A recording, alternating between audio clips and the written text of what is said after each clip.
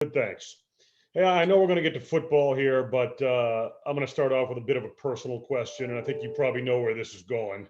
You had been outspoken about you were unsure whether or not you were going to be vaccinated. If I can ask, have you been vaccinated or have you made a decision on that Yeah, issue? I mean, with respect to that question, I know vaccines are going to be a hot topic, really throughout the remainder of the season. And, we're having conversations as a team. And I'm going to keep those conversations and choices of myself and my teammates in-house. So,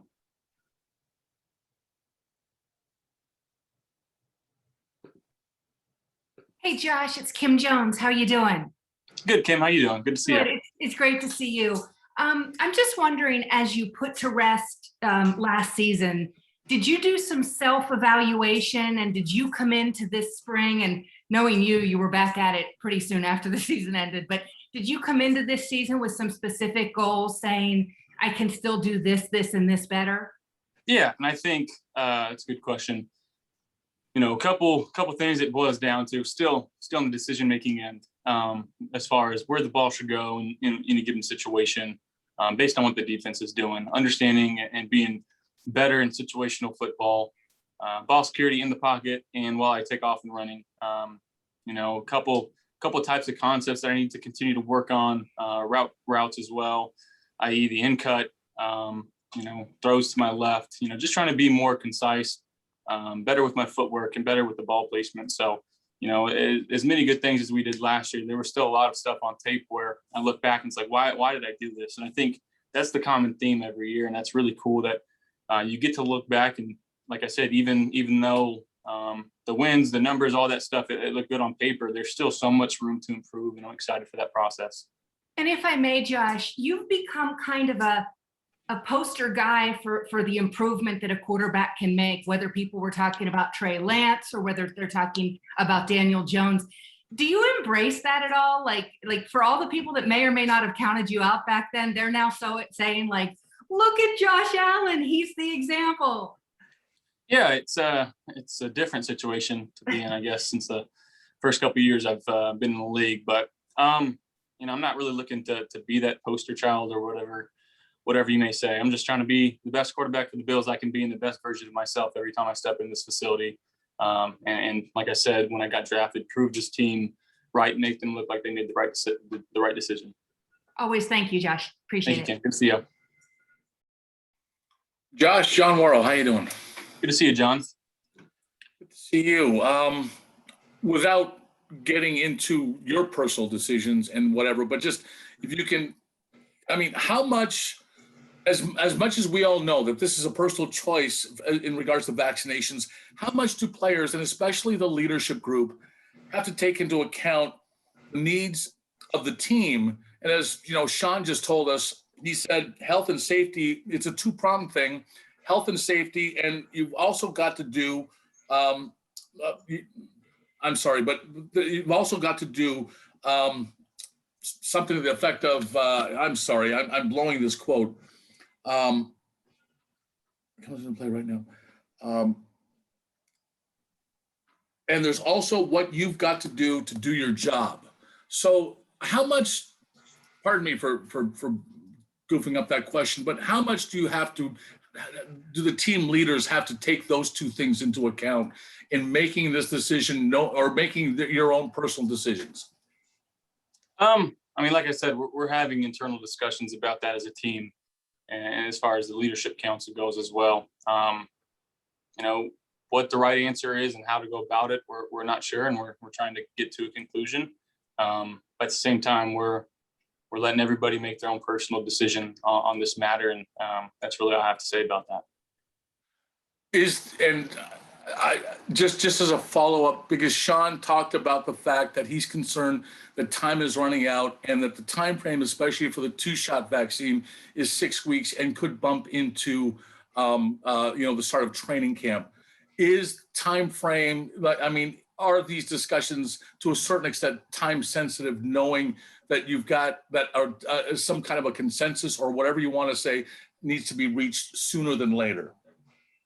I'm sure sooner is better than later. But again, whether it's masking up or getting tested every day and making sure we're doing the right things at the facility, whatever happens. That's the decision that we have to live with as a team. So again, yeah, I really don't have much to say on that topic other than that. I respect that. Thank you, Josh.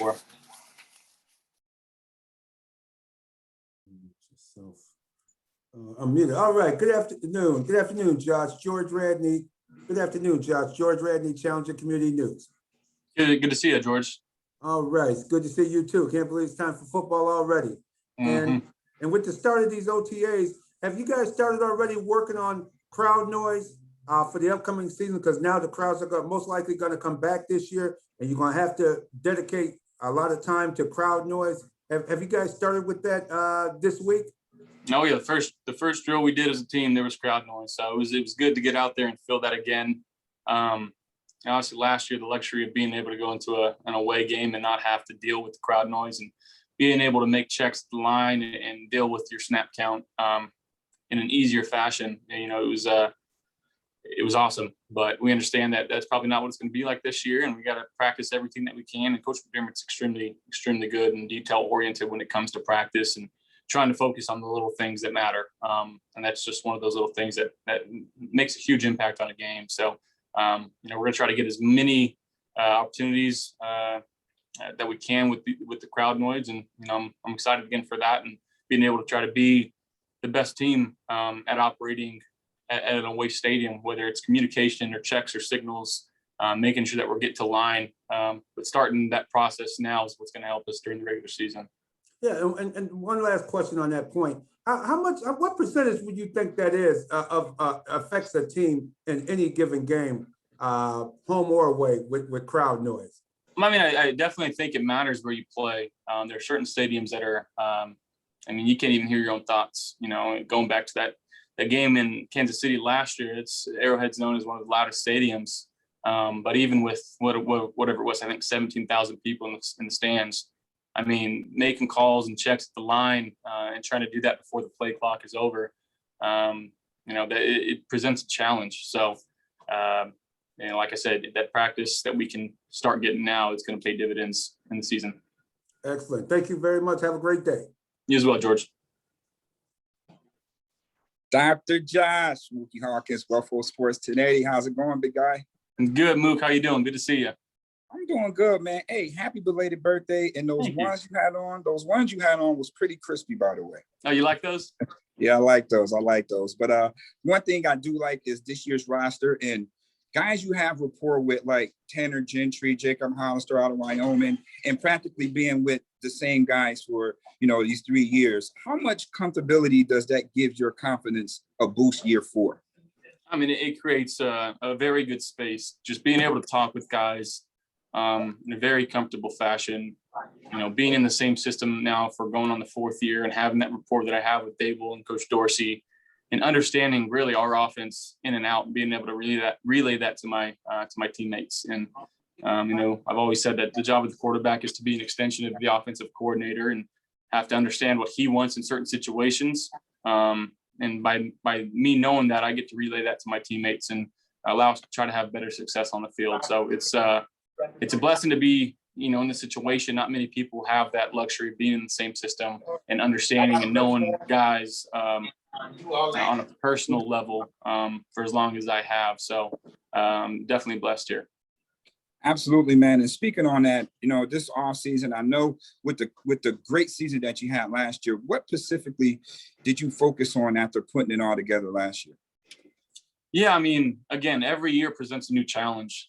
So getting in and getting back with the guys, and learning our playbook even better, understanding defenses even better, trying to find ways I can and be better and more concise in delivering the football, especially on certain routes like I alluded to earlier.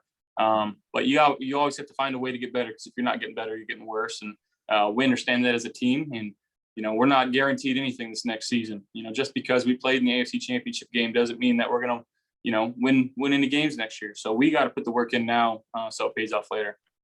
Absolutely, man. Welcome back to football and enjoy camp. Thanks, Mook. Good to see you. Yes, sir. Hey Josh, Heather Prusek here. Good to see you. Thanks for taking the time to do this. Just how beneficial, you mentioned continuity with your receivers, but how about on the offensive line with the way that Brandon was able to bring back those key pieces to the O-line and to have that continuity intact there on the line?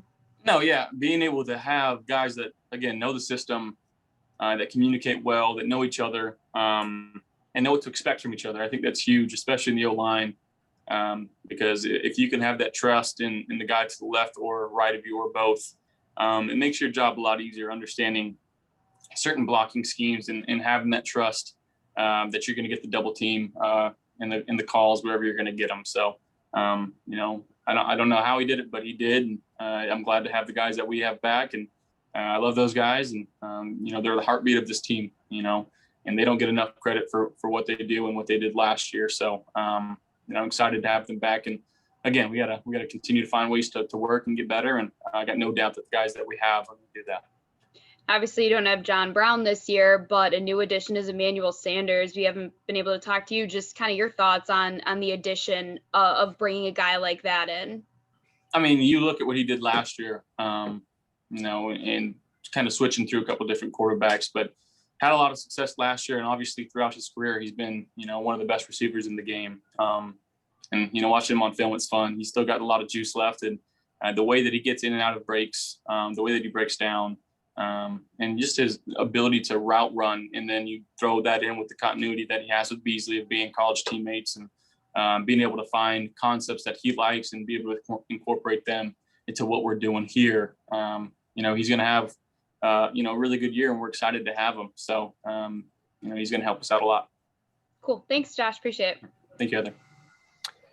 Hey, Josh, good to see you. Obviously, the team picked up your fifth-year option, and now the next step is working on an extension. How much do you focus on it, especially knowing that there's still years left on your contract?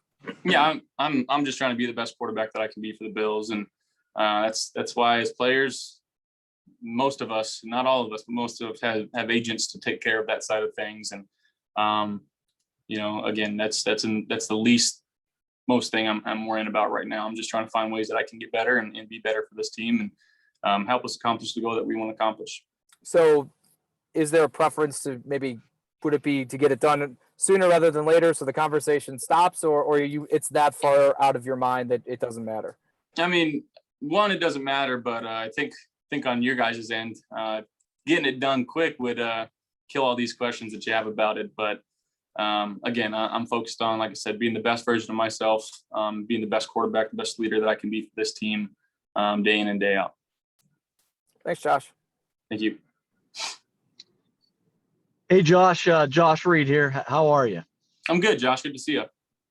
Good to see you as well. I know in the past you've had certain games that you've kind of filed away in the back of your mind that kind of have driven you to excel.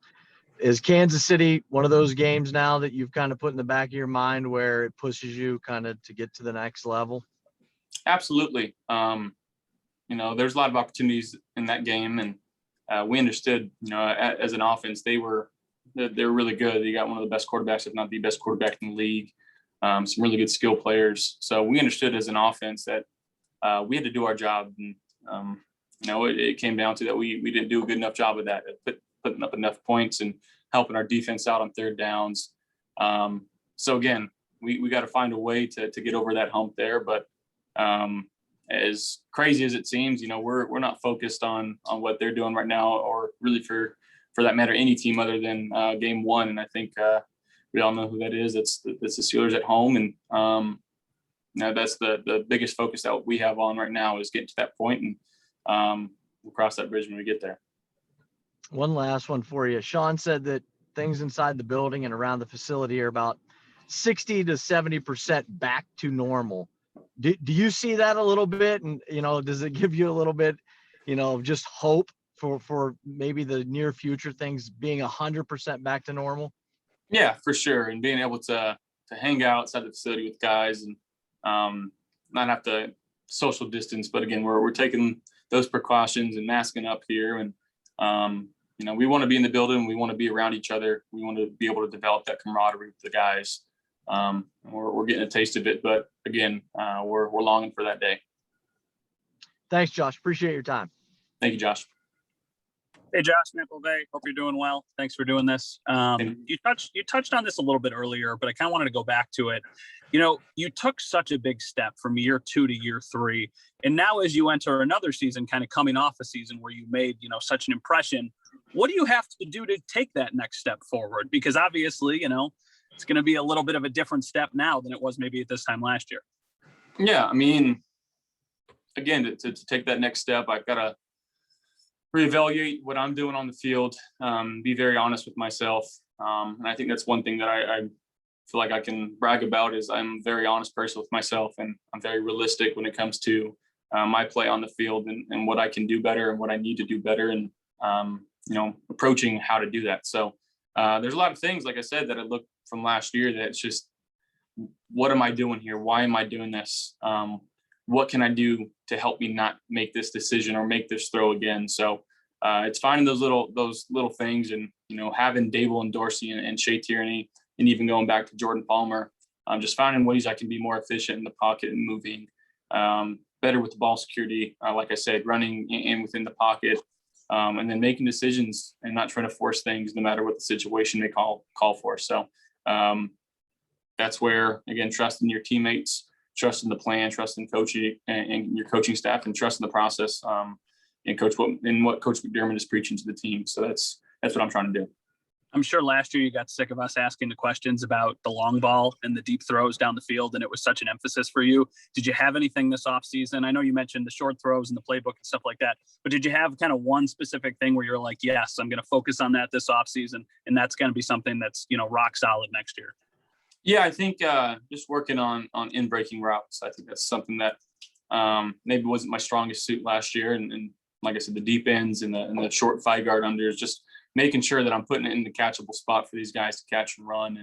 And, you know, that's going to be a huge asset for us to be able to hit those type of throws and allow our guys to stay up and stay on the move. And I didn't do a good enough job of that last year. So excited to continue to work on that with the guys here. Cool. Thanks, Josh. Appreciate you. Thank you, Matt. That's all we have time for. Thank you very much, Josh. Perfect. Thank you, guys. Have a good one.